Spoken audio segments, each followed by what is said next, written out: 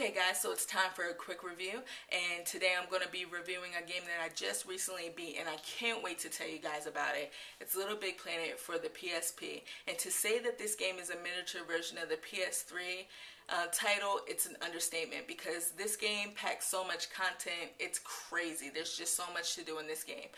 So I guess we'll just start off with the gameplay, which is one of my favorite parts of the game just because it's so easy to pick up and play.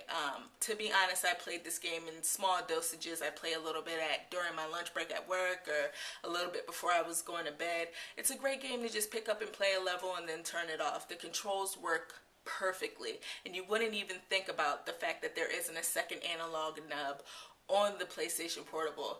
Everything is mapped out great. You use the X button to jump, little analog nub to move.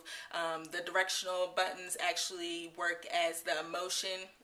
You can show emotion on your sack boy or girl, so you can make it sad or happy, which is pretty cool. And then you use the right trigger to grab onto stuff. So everything works well, very easy controls, works great. Not only that, but the level variety is amazing. You have different levels that vary from, like an Arctic world to movie set scene to desert type of thing, Aladdin type of setting.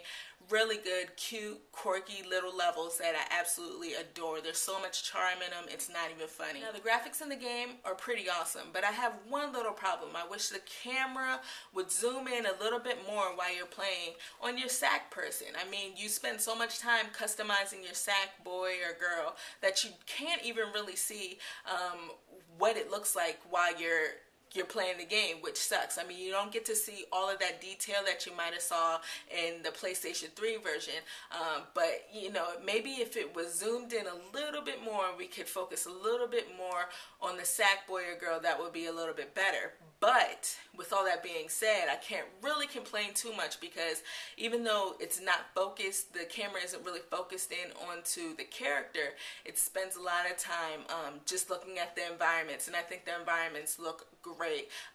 Great graphics, cutesy, charming, everything you could possibly think of. I really do enjoy the graphics of this game, and I'm surprised that they look so great. Unfortunately, the soundtrack isn't as great as I thought it was going to be just because I love the PlayStation 3 soundtrack so much for the game. But I will say that the songs and tunes that are in the game, they actually fit well with the levels that they're placed in. And, I really do enjoy that, so that's great. It's always great to hear some really cool music and different type of music while you're playing a game in a weird type of level. If you're looking for a game with value, then this game is definitely the game you're going to want to pick up. Let's face it, you can go through the story mode, which honestly didn't take that long. It maybe took me 5 hours, and that's just me being generous. It could have been less than that. You can go through and complete all those levels. Now, once you do that, you can go back and replay them to get 100%, collect all of the items in there and everything like that, which, honestly will take you a while to do. Once you're done with that, you can use those creative juices and go ahead and create your own level. And once you do that, you can upload it to the servers and other people can download your level, just like you can go on and download other people's levels. Now, when you create your own level, the user interface is really good. I mean, you do have to be patient with it, and if you have that patience and creativity, then you're going to be successful in creating really unique, different type of levels, which is awesome. I personally don't have that in me. I tried doing it and I can't. It's definitely something I want to go back to and try to get a little bit better at. But the user interface is very easy, like I said, and you can always save it and come back to it later, whatever it is that you'd like to do. Unfortunately, there is no co-op in this version of the game. You can't get online with a couple of your friends and go through levels like that, which I really miss. I mean, that does stink. But with the fact that you can go through the story mode and you can make your own levels and go back and get 100% on every level, I mean, that's a lot of hours that you're spending playing this game, and I think it's definitely worth the price that you pay. Before I let you guys go, I will say one thing that kind of bothers me about this game, and it's not really that big of a deal. You just have to be patient.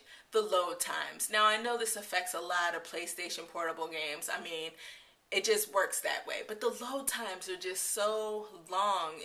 It's just the game is so great that I just want to get into the game and play it. I don't want to wait. And so with all that being said, Little Big Planet for the PSP is an awesome game that you should definitely give a try. If you were a fan of the PlayStation 3 game, you're definitely going to have to pick this up. If you love sack boys and sack girls, then you're going to want to pick this up. If you like being creative, this is the game for you. If you like just plain charming, cutesy, lots of personality inside of a game, then this is your best bet.